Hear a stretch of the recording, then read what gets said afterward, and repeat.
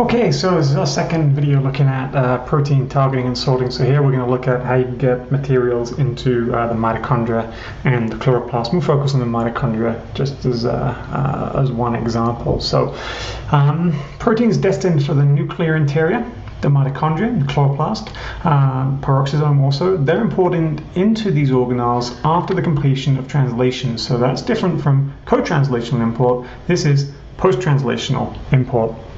So these proteins to be moved into the mitochondria, chloroplast, nuclear interior, peroxisomes, they're synthesized on free ribosomes in the cytosol, and they're released into the cytosol, and they may partially or completely fold in the cytosol. And so each of those proteins that's produced in the cytosol, it's got to go to one of these compartments, has specific localization signals, like we saw in terms of the signal sequence for moving proteins into the ER lumen or into the membrane of the ER. For example, we talked before about how you need a nuclear localization signal to get into the nucleus through the nuclear pore. And we don't talk about this here. We're going to focus on mitochondria and talk a little bit about the chloroplast as well. So nearly all, virtually all the polypeptides encoded by mitochondrial or chloroplast genome genes are subunits of multimeric proteins with one or more subunits encoded by nuclear genes. And so we got to get the proteins that are produced by the nuclear genes into the mitochondria and the chloroplast, nuclear interior, and so on.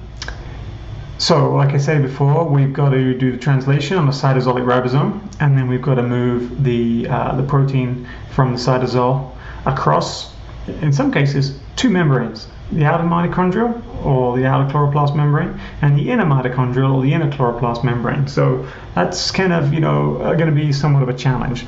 So the targeting signal for mitochondrial and chloroplast polypeptides is called a transit sequence. So a little bit different from a signal sequence, but it's called just different name. Functionally does the same thing. It's called a transit sequence, and that's located on the N terminus of the polypeptide. So easy to remember because that's where you find the signal sequence for proteins going into the ER membrane or ER lumen. And just like the signal sequence for moving proteins into the ER lumen, the transit sequence is cleaved once the polypeptide enters the organelle that it's being targeted to. So polypeptide uptake into the mitochondria and the chloroplast is mediated by some transport complexes in the inner and the outer mitochondrial complex, inner and outer mitochondrial membrane. So these fortunately have some convenient names. We have a receptor, which is going to recognize the transit sequence. We'll talk about that in a moment. And then in the outer mitochondrial membrane, we have a protein called the translocase of the outer membrane, or TOM. And then we have the translocase of the inner mitochondria membrane. So that is the TIM. So the TOM and the TIM work together to get the protein from the cytosol into the mitochondrial matrix, for example. And then in the chloroplast, we've got a translocase of the outer membrane of the chloroplast, TOC, and TIC, the translocase of the inner chloroplast membrane. So TOM and TIM and TOC and TIC, and the functions are analogous. So they do the same functional thing. That is, they get proteins from the cytosol to the mitochondrial matrix, or from the cytosol to the stroma. So you should know what the mitochondrial matrix and the chloroplast stroma are. If you're not, just back up a little bit and do some review. And so the uptake across these membranes is mediated by these receptors that recognize the transit sequence. So these are called transit sequence receptors. Once the transit sequence binds a receptor, the polypeptide is then translocated through the TOM, through the TIM, and into its final destination. We may have translocation just through TOM, just through TOC, or through TOM and TIM, and through TOC and TIC. So let's take a look at the process in a little bit more detail. It is kind of believed, based on experimental data, that transport into the interior of the organelle, so that'd be the matrix or the stroma, and we're focusing on the matrix here, occurs at a contact site where the outer and the inner mitochondrial membranes come close together. And so that would be a place where TOM and TIM come together to form a continuous channel from the cytosol across the outer membrane, across the intermembrane space, and then across the inner mitochondrial membrane.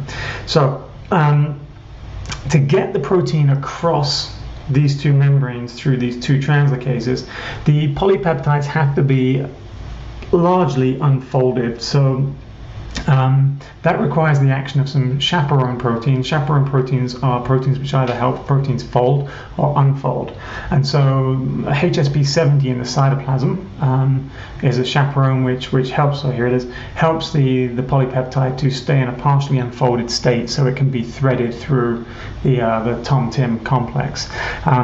And so that's the function of the HSP70s here, and that's also ATP dependent as well. So the first step here we got going on is HSP70 binding to a newly translated protein and keeping it in a partially unfolded state.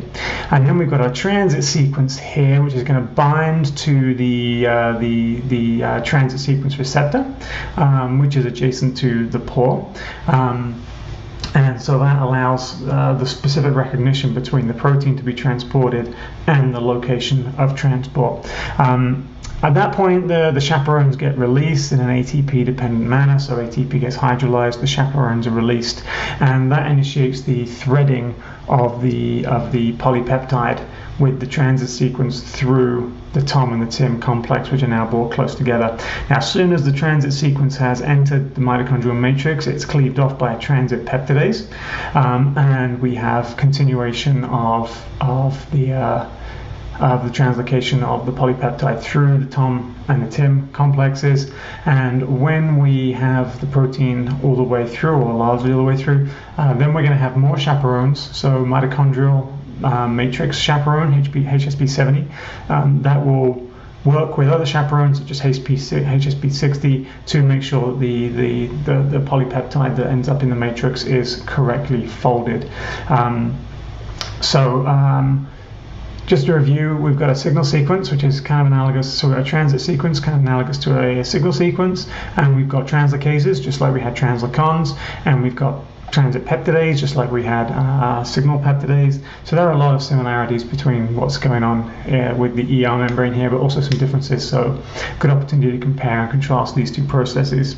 We've also got to think about the complexity of the number of compartments or locations that we have to work with here. So we may have to target a membrane to the outer membrane, a protein to the outer membrane of the mitochondria, to the inner membrane. We may have to get a protein to the intermembrane space or to the matrix. That's four places. And then you can think about how many places you would have in the chloroplast. And the mechanisms are very same for the chloroplast. So there could be multiple sequences on a polypeptide which determine its exact target in the cell. It's also kind of fun, and I'd encourage you guys to think about what would happen if you engineered a protein so that it had, for example, a nuclear localization signal and a transit sequence signal for the mitochondria. Where would that protein end up? And you can do the same for signal sequence and NLS and signal sequence and transit sequence. So think about the actual process of how these proteins get to their different locations in the cells, and think about in what order would the signal sequences or targeting sequences be read by the cellular machinery which determines the targeting. So I'll leave it there. When we come back, we'll look at how you can use fluorescently labeled proteins to look at where they localize in the cell. So I'll see you soon. Bye for now.